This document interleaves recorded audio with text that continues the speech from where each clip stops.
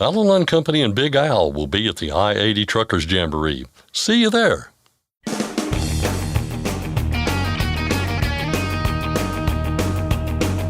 OOIDA, representing America's truckers since 1973, presents Landline Now with your host, Mark Reddick. For 20 years here on Landline Now, we brought you trucking news, educational information, and stories about the people who make up the trucking industry. However, our run will soon be over. July 4th will be the final broadcast of Landline Now, and we thank our partners who have enabled us to be on the air for so long. Since we are going out, we're going to go out with a bang, bringing you some of our best work from those 2 decades on the air. On today's program, we'll bring you something that made a big splash in the very first year of the program, a debate that ran over 2 days between Bob Voltman, who at the time was the president of the TIA, an association representing brokers, and Jim Johnston, the longtime president of OOIDA. We'll have the first 2 parts of that 4-part presentation today. Also on today's show, California's emission standards are in the headlines again. Just weeks after the president signed resolutions striking down the rules, the U.S. Supreme Court gave fuel producers a win in their fight against them. Tyson Fisher, associate editor of Landline magazine, joins news anchor Scott Thompson to talk. And Congress has been pretty much working on one thing for quite some time, what's called a reconciliation bill, or as some refer to it, the One Big Beautiful Bill. But there have been a few hiccups in the progress of that bill, many of which are worth noting. I'll get a rundown from Bryce Mungen of OOIDA's Washington, D.C. office. And now, here's Scott Thompson. Thanks, Mark. It's a story that never dies, seemingly. Challenges to California's emission standards. We had the president stepping in earlier this month, and now the U.S. Supreme Court is in the conversation. Also in the conversation, Tyson Fisher. He's been covering the issue for Landline magazine and joins us now. Tyson, good to see you. Thank you for having me. This is like the new BOI, the new beneficial ownership information situation. It never seems to go away. We had SCOTUS on Friday making a decision. Let's talk about what that decision was related to, I suppose, is a good starting point. First of all, it was a 7-2 decision, so pretty solid majority here. And so what is happening? So here's what the case is. So this is a challenge to Advanced Clean Cars 1. That was, I believe it was enacted in 2012. It affected model year 2015 to model year 2025 cars.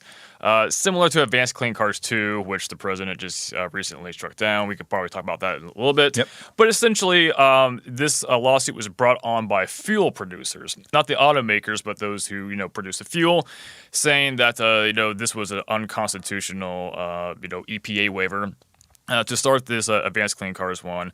But what happened was the D.C. Circuit Court of Appeals dismissed the lawsuit on the idea that these fuel producers didn't even have standing to sue. Basically saying you can't even file this lawsuit. Basically what they said. Yeah. They took it to the Supreme Court, brings us to where we are now, to where the Supreme Court reversed that Court of Appeals decision and said, the fuel producers can move forward with this lawsuit that again challenges the EPA waiver for Advanced Clean Cars 1. The question about timing, I think, is an important one here because this waiver, this, allowance to do this was basically going to expire anyway, or maybe already had expired, right? So, again, this affected up to model year 2025. Right. That's where we are now. Right. I think they pointed out in the decision that vehicle manufacturers are going to be taking orders for model year 2026 by fall. Right. So all this is going to sunset in the coming weeks and months. So why do it, I guess? So why do it? Right? And so there was, in the dissent, Justice Jackson pretty much acknowledged as much, basically saying even when this gets kicked back down to the lower court, it's going to be moot. Yeah. So what's the point in doing this? And then, it's a legitimate question, but the majority didn't see it that way, and they felt that they needed to expedite this and then kind of allow them to move forward with the lawsuit. But that's the other thing is, the only thing that the Supreme Court allowing is just them to move forward with the case, and so it could go sideways for them as we hear on the merits of the case. So we don't know how that's going to end. And this also raises, I guess, the question of the greater mission there in California with these emission standards, because we did have a few weeks ago, the president signed those resolutions essentially removing the waiver, essentially saying you can't put these into effect. We've got this Supreme Court decision now. When you put it all together, it really has been a blow for California's efforts on this front, right? It really has, and it's been just confusing, but so to say the least. But where we stand right now is that the EPA waivers, all the EPA waivers that have been in place are no longer in place. So Advanced Clean Cars, again, Advanced Clean Cars 1 doesn't matter, it ends this year. But Advanced Clean Cars 2 and Advanced Clean Trucks, that's been struck down through the Congressional Review Act by Congress and subsequently the president. But what this lawsuit, what many people thought this lawsuit could do is, if the fuel producers would to win this lawsuit, it could have a trickling down effect on Advanced Clean Cars 2 and Advanced Clean Trucks, and what the EPA waivers and those regulations would mean. So if so basically, if Advanced Clean Cars 1 waiver was struck down by the courts, that same logic could apply to Advanced Clean Cars 2 and Advanced Clean Trucks. But now that those have since been struck down through the Congressional Review Act, maybe that would be rendered moot. And so we kind of have, a 1-2 punch here, as you pointed out, with a punch coming from the courtroom and a punch coming from, the federal government itself, from the legislative branch and the executive branch. So, I mean, kind of what we're going to see is, first of all, we're going to see where this lawsuit goes, but then we also have the pending lawsuits against the Congressional Review Act resolutions with Advanced Clean Cars 2 and Advanced Clean Trucks. And so I know I'm throwing out a lot right here, and it is a lot. And if you're confused, you probably shouldn't be. You're not alone. Yeah, right. Yeah. But I mean, the takeaway, the bottom line here is like this: right now, these waivers are not being applied.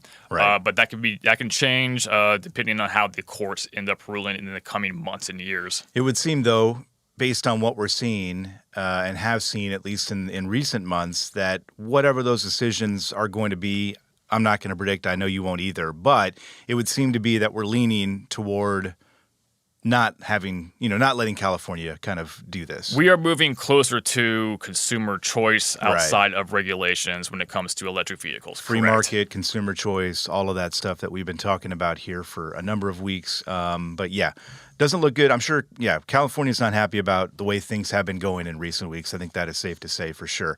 Tyson Fisher, we are happy in recent weeks to have you. I'm not sure. I was trying to make it clever there. But anyway, Tyson, we appreciate your time. Appreciate you making sense of all this, because it is confusing, and we'll see you again soon. Hey, thanks for having me. That was Tyson Fisher of Landline Magazine. Check out his work at landline.media. Mark, back to you.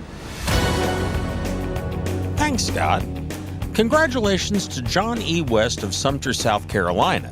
He's received the OOIDA Safe Driving Award for 18 years of safe, accident-free driving. That's the equivalent of a car driver going 135 years without causing a single accident. The OOIDA Safe Driving Award program is sponsored by Shell Rotella, and if you're interested in receiving the Safe Driving Award, you can find a link to more information on our website, landlinenow.com. The problem of freight fraud takes many forms, double brokering and stealing a carrier's authority being just two examples, and many truckers have been victims. But the issue has the attention of Congress, where two bills, S-337 in the Senate and H.R. 880 in the House, would enable FMCSA to do something to combat that problem. Contact your lawmakers to support those bills by calling 202-224-3121 or by going to the website fightingfortruckers.com. Next, we'll bring you an encore of one of our best pieces from over the past 20 years, the 2005 debate between OOIDA's Jim Johnston and Bob Voltman, then president of the TIA. We'll be back in just a moment with more of the show. I'm Mark Reddick, and this is Landline Now. Penske is the trusted source for quality used trucks. Whether you search our website, call our sales staff, or bid at our online auction, you are sure to find the right used truck for your business. Visit PenskeUsedTrucks.com to view our inventory and learn more. High heat and low lubricity can break your diesel fuel down fast. Summer driving means crowded roads, more stress, dust, and a bigger risk of costly engine damage. Howe's Diesel Defender protects from the inside out, cleaning, lubricating, and fighting injector wear. Visit houseproducts.com. With rising costs affecting everyone, switching to a genuine Vibertech TVD viscous damper can help you avoid expensive repairs and downtime. Save money and keep your truck running smooth with Vibertech TVD. Recommended replacement at 500,000 miles or 15,000 hours. Landline Now, welcome back. Just a short month ago, Landline Now celebrated the show's 20th anniversary on the air, and on July 4th, we will broadcast our final show. Over the years, we've delved into interesting stories and some tough issues, so for the next 2 weeks, we'd like to share some of the best material from our 2 decades on the air. One of the big issues that we first covered on the show is the often problematic relationship that truckers have with brokers.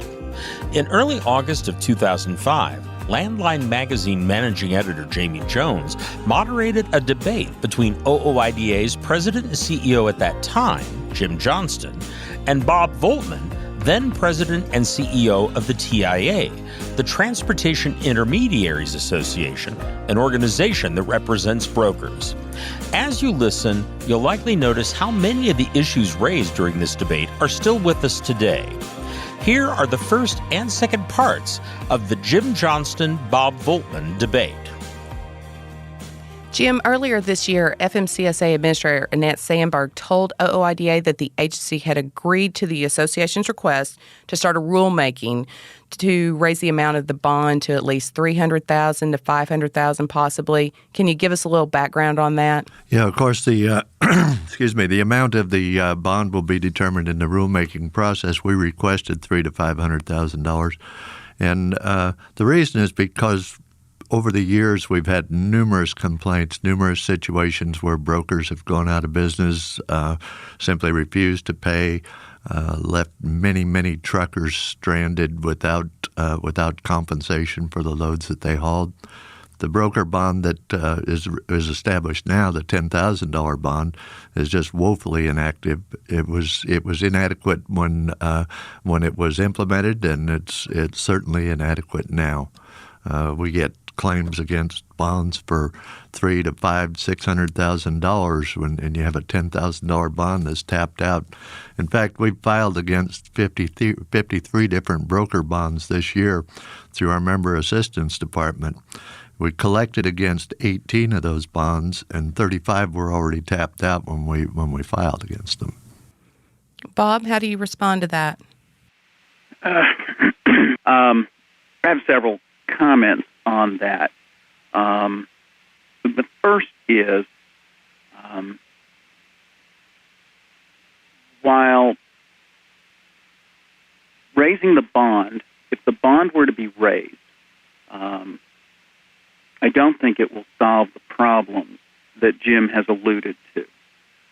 Raising the bond, especially to the level that OOIDA is suggesting, will, first of all, to raise the bond to that level will put 50% of the industry out of business, which will have a correlating, devastating effect on small business trucking companies that rely on brokers to find them loads and to be their sales force.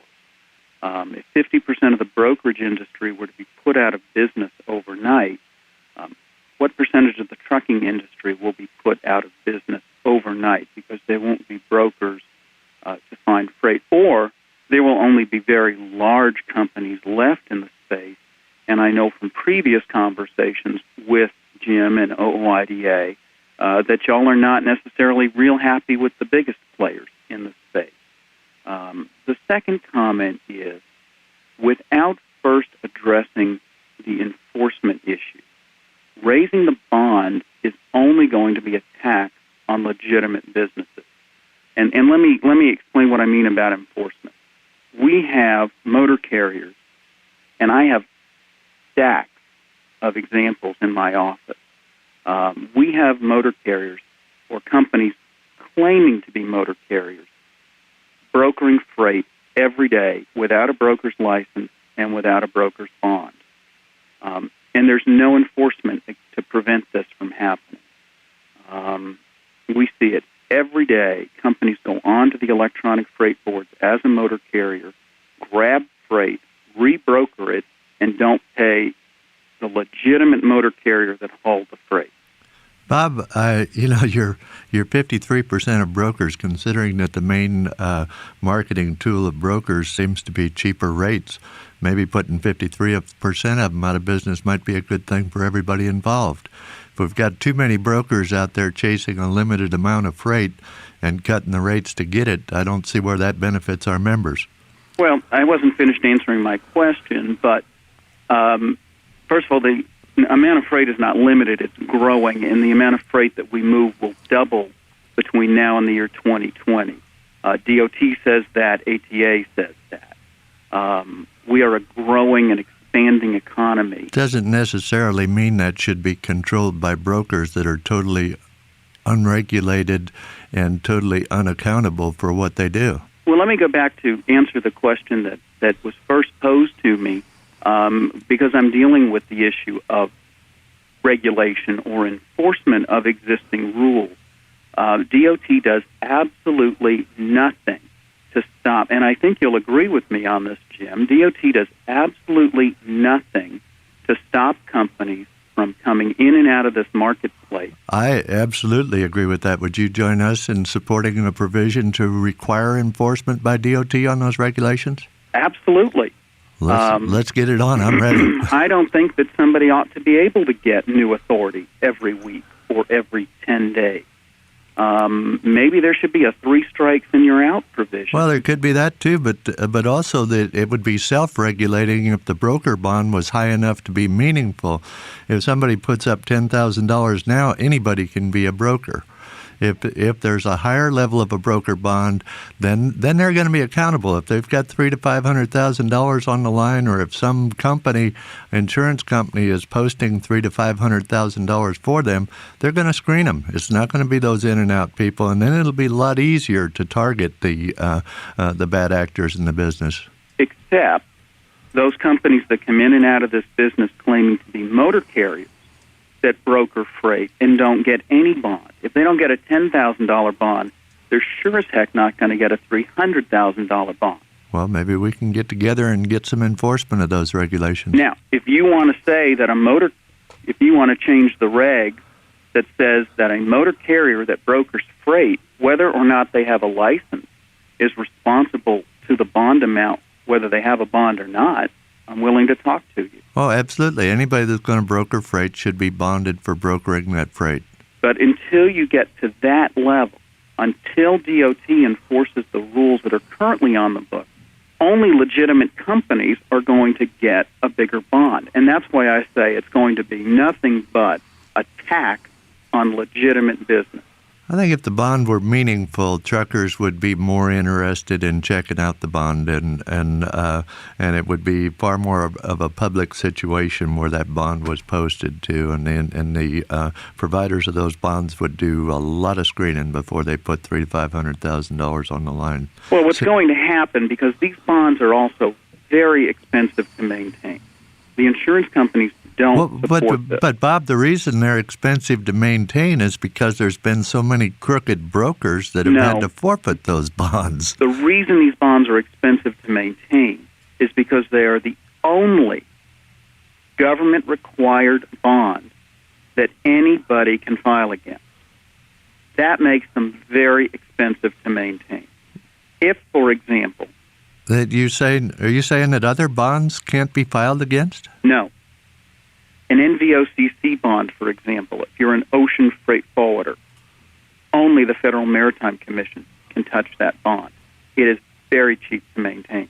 A customs broker, only the Customs Department can touch that bond. Well, bonding requirements are common throughout the country, throughout the world, in fact. And, we're bonded here. People that sign checks here are bonded. But who can touch those bonds? Anybody that has a claim against them. For example, if I'm bonded to sign checks here and I did something fraudulent with those checks, then the company could claim against those bonds, or debtors could claim against those bonds. But you've already been in that situation. You have already been found to have done something fraudulent. By the way, that bond is really cheap because we don't forfeit those bonds. But there's also a limited number of people who can claim against it, and there has to be a court proceeding.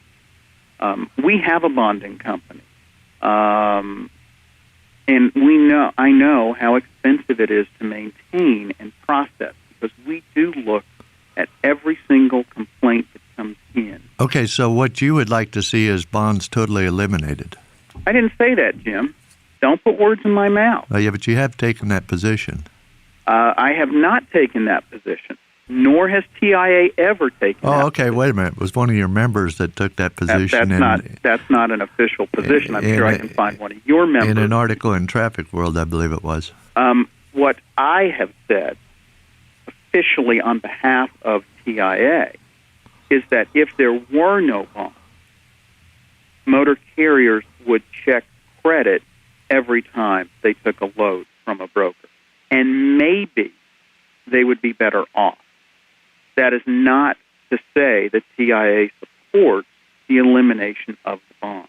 What TIA supports is, first, an enforcement of existing rules and regulations so that the playing field is level. The crooks... Bob, would that include the regulations that require brokers to disclose the amount and split of revenue that they generate? Our members comport with that regulation to the parties to the transaction. Actually, Bob, they don't. Actually, Jim, they do, because the driver, if not hired directly by the broker, is not a party to the transaction between the broker and the motor carrier. I'm not talking about drivers that are not hired by the broker. I'm talking about an article that you printed in your publication that referred to this as communistic practices and advised your members that they should give these guys as much difficulty as possible in getting that information. For example, that they don't have to send it out to them, that they can require them to come into the office at their convenience to view that information. Which is exactly what the IRS requires of you and I as trade association executives when somebody wants to see our 990. So you advise your members to make it as difficult as possible for these guys to come in and view that information, right? Not necessarily as difficult as possible, but if one of your members is hired by a broker directly and they want to see that information, then they should go to the office and see that information. Even if they're dealing with a broker in California that's brokering loads out of North Carolina, right? Correct. Yeah, that's really workable. And I guess, if it's an honest relationship, and you say that you mentioned that your members are the ethical members of the brokerage industry, I can't understand why they would have any difficulty at all with full disclosure. And if they want to provide it otherwise, they can. Well, in fact, Bob, I have to tell you that since the first of the year, we've had complaints against 123 different brokers. Okay, that's out of a total population of around 15,000 brokers. That's 0.8%. 15 of those brokers were TIA members. That's 15 out of 700, which is 2%. So it seems like we're having better luck with the non-members of your organization than we are with the members. Where's the ethics? I'm not aware of these complaints because none of them have been brought to my attention. You've been listening to a debate from 20 years ago, in the first year Landline Now was on the air, with Jamie Jones moderating a discussion between OOIDA's Jim Johnston and Bob Voltman of the TIA, a group that represents brokers. Many of the same issues discussed at that time are still being hotly debated in the industry and are the subject of trucker protests in our nation's capital and elsewhere. We'll have more of the encore of the Johnston-Voltman debate in just a moment. I'm Mark Reddick, and this is Landline Now. At Truck Stop, we've built a better load board for carriers like you. Sign up today and access over 600,000 loads on the most trusted online load board. Learn why the best in the business rely on Truck Stop to make more money and start driving your profit today.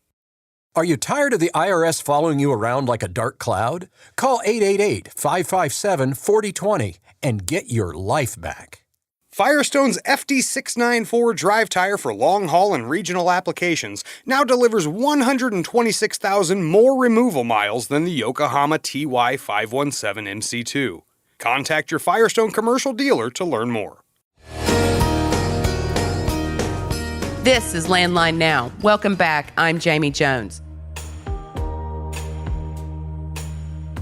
Of course, what you're hearing is the voice of Jamie Jones from 20 years ago, when we first aired the debate between OOIDA's Jim Johnston and Bob Voltman of the Transportation Intermediaries Association, a group that represents brokers. The rebroadcast of the first part of that debate is part of our final 2 weeks on the air, during which we are bringing back some of our best work from over 2 decades. We left the conversation before the break with Bob and Jim discussing efforts to work out broker-carrier issues, as well as the scope of those problems. We now pick up the debate with the two discussing efforts to cooperate to solve some of those difficulties. Now, as Jamie Jones said 20 years ago... And now we're going to continue with our ongoing discussion between OOIDA President Jim Johnston and TIA President Bob Voltman about truckers and their relationship with brokers. Well, Bob, when we started talking about this, when we had our meeting, I came to your convention or your board meeting in June of last year. We set up a committee between the two groups, and we were going to be working together. What we found was that working together meant us supporting your issues and you opposing our issues, which isn't exactly what I call working together. Compromises would have been good, and we'd have been willing to compromise. Well, we talked about that, Jim, and we were trying to pursue areas in which we did compromise. One area you asked for was the identification of our members in the red and blue books, which we accomplished. Sure. We talked about working together on some of these things, but then your side kept coming back and saying, well, we can't do that until you do this. Well, one of the things that we talked about was if we had complaints against people that were members of TIA, we should just contact you, and you'd deal with them through through your ethics committee. And we did contact you on several, and didn't even get a call back on them. I don't recall anything coming through in writing. Yeah, well, the contact was made by Gary Green. Gary did call about a couple of brokers, and we put those brokers and Gary in touch with each other, and then as far as I knew, those issues were resolved. That's not the information I have, and as far as I know, the issues weren't resolved. Well, then that's why we deal in writing, so that we can continue to follow these issues. There's been some discussion between the two of you about other parts of the regulations that need to be strengthened, and even a potential effort to work together. What would be some of those regulations, Jim, that you would look to strengthen beyond the broker bond? Well, I guess from our perspective, what we would like to see is, first of all, compliance with the regulations that require full disclosure. I would think that ethical people would voluntarily comply with that rather than us having to file suit against them. We have filed a couple of suits and are viewing that material. We've communicated with several others that have refused to, and one of them a TIA member, that refused to deal with the member directly until we intervened, and then they came back and went with the guidance from TIA and said this guy could come down, make an appointment, he could come to their facility and view that information. The other thing that I would like to see... The lawsuit was filed after the member complied, and the lawsuit is absolutely frivolous. We don't file frivolous lawsuits. You absolutely file frivolous lawsuits. If you file frivolous lawsuits, you're subject to Rule 11. And we're looking at that. Oh, well, come on. Our suit was not filed after the member complied, and in fact, they haven't complied yet. They've made token efforts at compliance. Now, my records indicate that the member that you reported on in Landline totally complied. Mm-hmm. Oh, well, that's what the courts are for. That's what the courts are for. And, frivolous lawsuits aren't tolerated by the courts. Too much time is wasted on issues like that instead of working together on exactly. So that's why exactly, Bob. That's exactly, Bob. So that's why I'm wondering why you're putting out information to your members, referring to our efforts to get that information that's required by law as communist activity. Well, because it is. It's communist activity to require full disclosure between the parties to an agreement. If the parties enter into a free contract, if the parties in a free market agree on a price, Bob, what does it matter? You're talking about a free market. This little guy with one truck out there on the telephone sitting out in Oregon somewhere trying to get a load back home, and your brokerage sitting there with far more resources than what he's got, and they're just going to just sit down. It's like the raccoon up in the tree, just jump on down there and take on them hounds. What are some of the other regulations that you would like to see addressed, Bob?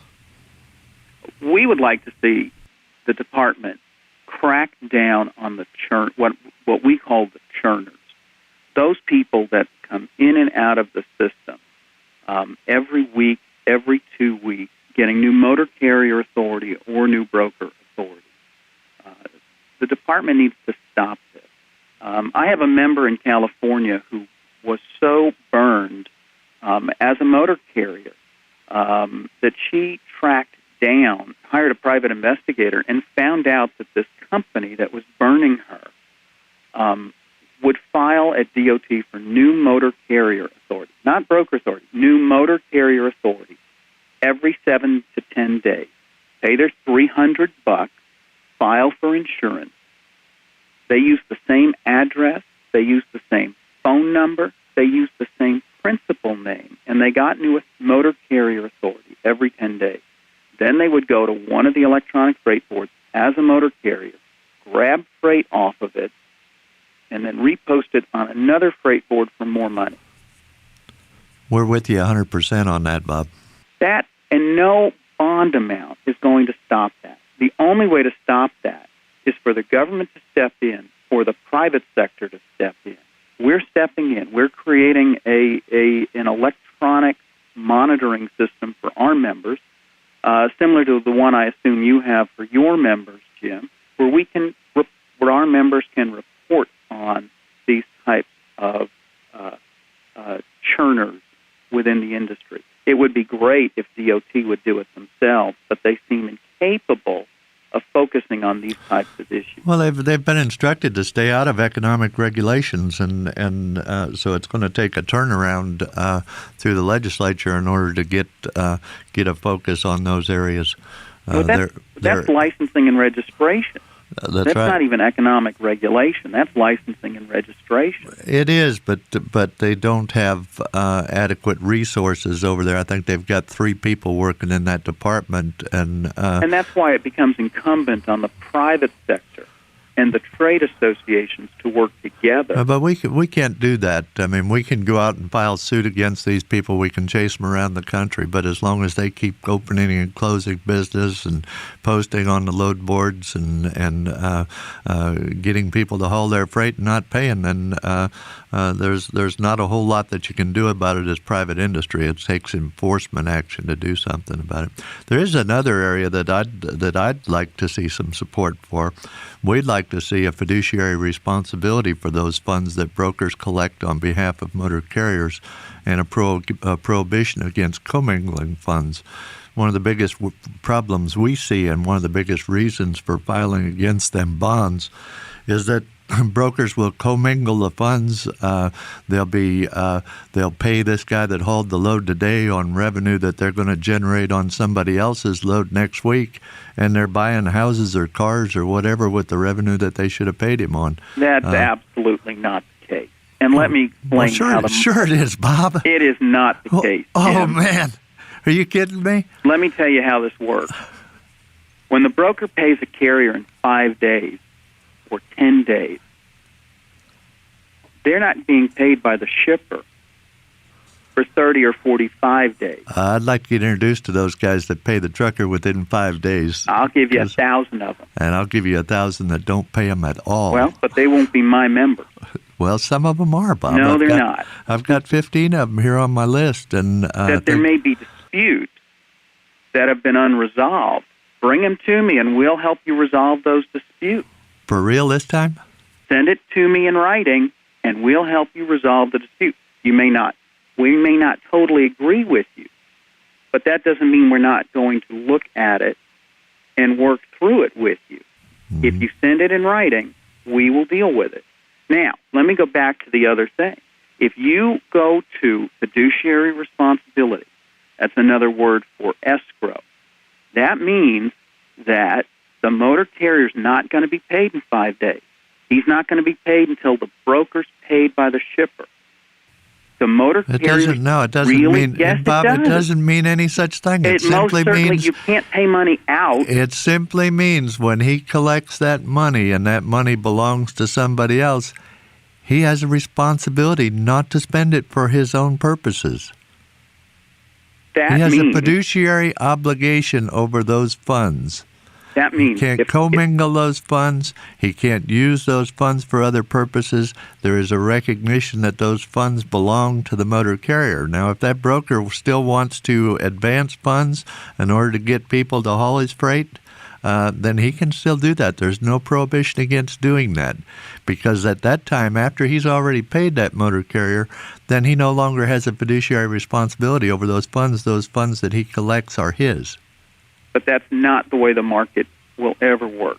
So what you're saying is I can pay you early out of my own pocket, as opposed to paying you today with money that I know I'm going to collect 30 days from now. Isn't that the same thing? No, it's What's not. the difference? If you put in a requirement for escrow, it's going to extend. I'm not putting in a requirement for escrow. I'm just saying if you tell me that I can't commingle all of my carriers, all of the shipper revenue coming in. I'm just saying you can't spend my money to buy your new car, Bob.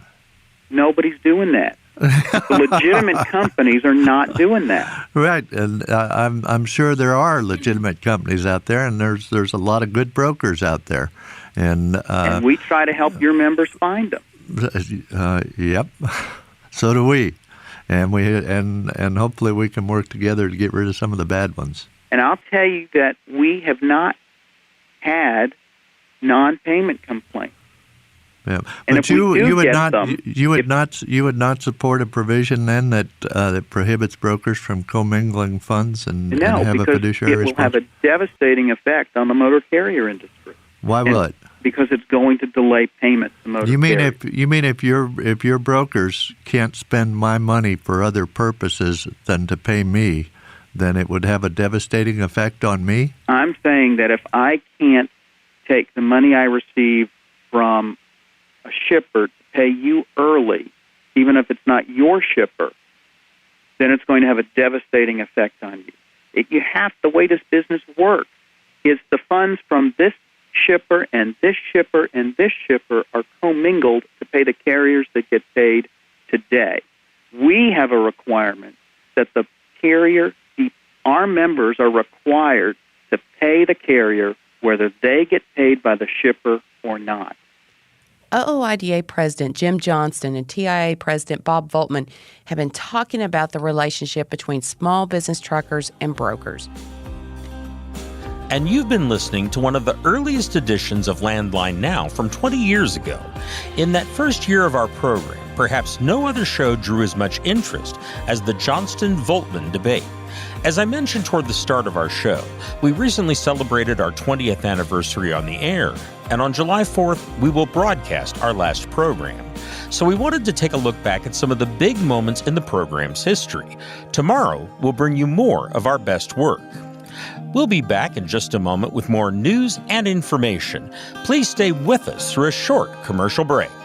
I'm Mark Rettig, and you're listening to Landline Now. Since you started, what you've loved about trucking is the freedom. Heading out on your favorite route, a good driving song, and thinking about truck insurance. Well, maybe not that last one. That's why we're here. At OOIDA, we have a full range of truck insurance products, expert advice, and great customer service, helping you get the right coverage for your operation. Go to OOIDA.com, because your job is to drive. Our job is to help with everything else. Landline Now. Welcome back. Congress has been pretty much working on one thing for quite some time. What's called the Reconciliation Bill, or as some refer to it, the One Big Beautiful Bill. But there have been a few hiccups in the progress of that bill, many of which are worth noting. Here to offer us a rundown is Bryce Mungen of OOIDA's Washington, D.C. office. Bryce, how are you doing? I'm doing all right, Mark. How about yourself? Very well. And this thing sure does seem to hit a few snags on the way. One of them involves something that I think I've heard of before, but it's called the bird rule. And I'm wondering if before we get kind of into what's happening now, can you explain what that rule is? Yeah, I was just, thinking through things earlier. The Schoolhouse Rock version of Congress. These are the additional verses that no one really knows when they're talking about how Congress works and how things get done. So this is a little bit deeper. But yes, the bird rule is something that applies to the reconciliation process. We've been talking, about the reconciliation process. It's the expedited process for Congress, and specifically the Senate, to move legislation that is focused on either raising money or spending money from the government. And with this reconciliation process, there is it'll bypass the 60 vote threshold that's usually necessary in the Senate to move a bill. It's only subject to that simple 50 vote majority. But the catch here is that provisions within the reconciliation bill need to abide by what's called the bird rule. Bird rule says that anything that's part of this legislation needs to either affect spending or affect raising money, and it can't be mostly about implementing policy. So to really summarize it again, the bird rule is trying to make sure that the provisions of the legislation are focused on raising money, spending money, and not about policy itself. And so if there's provisions that someone called the Senate parliamentarian, if they say that something violates this bird rule and that provision is left in the bill, then the legislation would need to meet that 60 vote threshold in the Senate. So to kind of summarize, senators are trying to make sure that there's no provisions like that in the bill, or else they're going to hit these roadblocks and kind of disrupt the whole process. Yeah, and that 60 vote threshold is probably something with the current mix in the Senate that isn't going to happen for this bill, is it? Yeah, absolutely. You don't. Republicans have a majority with a couple votes to spare, but on a process like this, that is almost certainly going to be a partisan vote. It's really unlikely right now that they would attract any Democrats to bring over 60 votes in the Senate. Well, it's kind of interesting, Bryce, because most of what I've heard about this bill, and certainly there are some things I've heard that would fall within the bounds of the bird rule, but a lot of them I've heard are policy matters.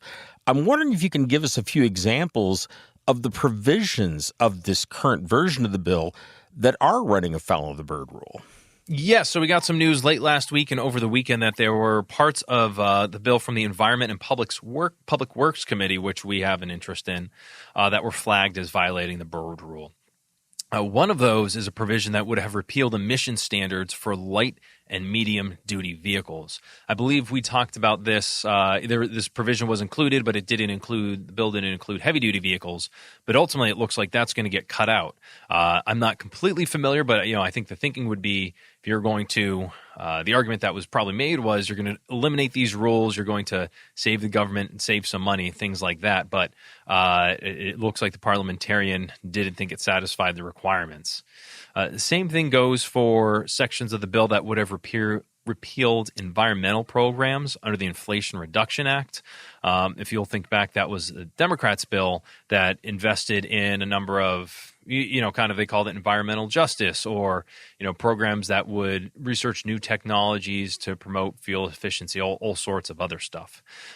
Interestingly, the Senate parliamentarian said it's okay to pull back the funding for those programs, but you can't eliminate those programs entirely, so you can't wipe those programs off the book. So that kind of gives you some idea how the parliamentarians trying to walk this tightrope of focusing on funding things that are affecting spending, but also not allowing things that are affecting policy only. Why is it that the Republicans, and I say them because they are in charge of both houses of Congress, sure, but why did they choose to use the reconciliation process? Because most of the time over the years that I've watched Congress, and certainly not to the same degree that you do, but they pass these budgets without using reconciliation. Was this a matter of just trying to get it done quickly, or was there something else behind their decision to use that process? Yeah, there's a couple different things going on, and the one is that Republicans have had kind of the stars align where they have both the majority in the House and the Senate, and they control the White House. So, if you were a Republican Congress but a Democratic White House or vice versa, even if you pass something through the reconciliation process, it's not going to get signed into law likely. So they've had the opportunity to do this with the majorities that they've had in Congress and holding the presidency. So I think that's a big one. I also think, too, again, this is just my general sense, and I think it's probably backed up by, if you looked at a review of the history, but it's just become increasingly difficult to move legislation through Congress. And so as that happens, members are looking for other ways to get things done. So they try and shoehorn policy and shoehorn other things into this legislation because, again, with simple majorities, it's easier to pass it. I want to go over, we've just got about 2 to 3 minutes left here, Bryce, but some of the other provisions that might have an effect on the trucking industry, or in the case of one, wouldn't have an effect, and that is a provision that involves overtime pay. And as I recall, they were going to eliminate the tax on that. What's the problem with that from a trucker's perspective? Yeah, and the problem is that to be eligible for that tax-free overtime, it needs to be overtime that's required under the Fair Labor Standards Act, which is the federal law that governs pay for employees. Truckers, as we've talked about before, employee drivers they're exempted from that law, from the overtime requirement. So because employee drivers are exempted from the overtime requirement, they're not required to be paid under that law, and therefore they don't fall under the exemption that's included in reconciliation. So to kind of put it in positive terms, Congress needs to eliminate that exemption. They need to pass the Got Truckers Act, which we've been advocating for, and then employee drivers would, one, be required to be paid overtime, and two, those wages would be exempted from taxes. So we are continuing to sound the alarm on this. We've been saying it for a long time now, but that's a big issue that we see moving forward if this does in fact get signed into law. Another thing that I know that OOIDA was wanting to see in this bill was restoring the per diem deduction for company drivers. So I guess the obvious question is, did it get in there? Yeah, and unfortunately not. This is one where, again, we've been talking to lawmakers for a long time about this issue and the negative effect that it had on employee drivers when it was eliminated.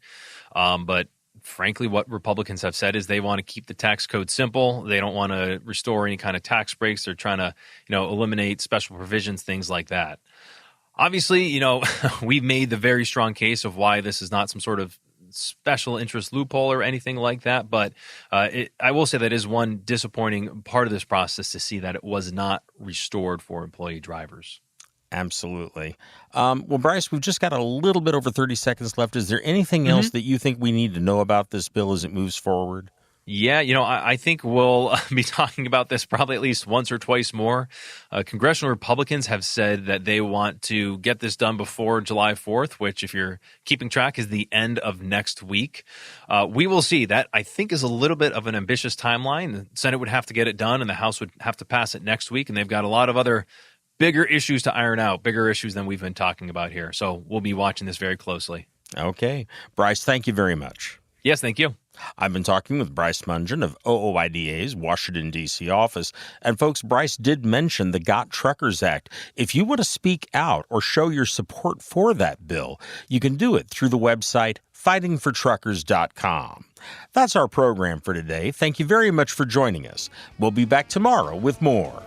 I'm Mark Reddick, and this is Landline Now.